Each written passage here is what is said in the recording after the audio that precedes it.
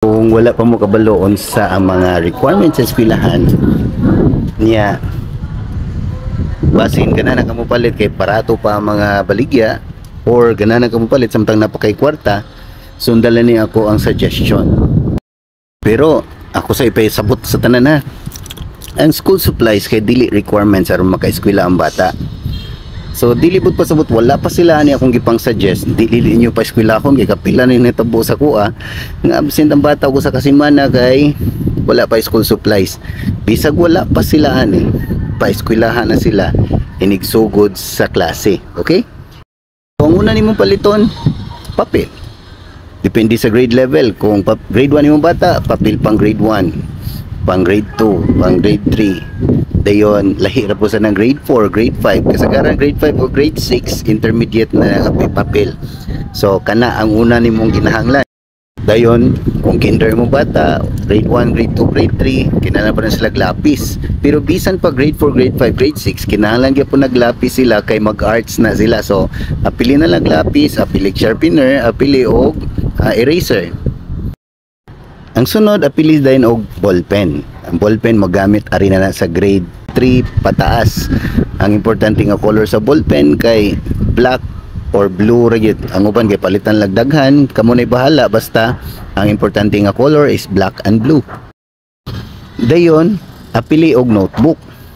Ang writing nga notebook kanay blue og red mo ni gamiton sa grade 1, grade 2, grade 3. Dayon kadung puro ra blue ang linya, mo toy composition nga notebook, grade 4 to grade 6 na. So kasagaran sa grade 1 to grade 3 kinahanglan ra mo nag mga 5 ka notebook. Sa grade 4 hangtod sa grade 6 kinahanglan mo mga 8 hangtod sa 10 ka notebook. Kana may siguro ka kana akong unang gipanulti kay mao nay gamiton hapit kada adlaw. Syempre para madaan nila sa bata nimo, paliti og bag nga kasya sa gidaghanon sa imong gipamalit.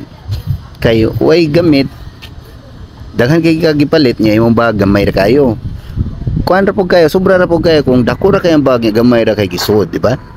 Yung mga sunod na kung ipangsulti nga pwede nimo paliton, pwede ra gid ni iapas, dili kinahanglan na ka ani on the first day of school kay panagsar sa ni kayo gamiton.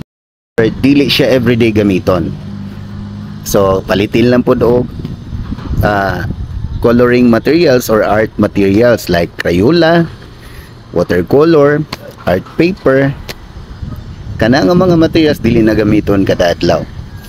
Apil ang gunting, glue, kana dili na siya gamiton kada adlaw. Ruler. So ang uban mo di sa kamo school na wa pa kay ruler, ayaw pwede mo na gamiton kada adlaw. Samot na ang mga kartolina o Manila paper para raman na sa reporting, dili man na everyday, dili gani na every week. So unya na kumingon na maestra nga pagdamo kartolina or Manila paper, o sino niya nagpalitan na mo palitdaan kay nagdadaan bata niya di nagamiton.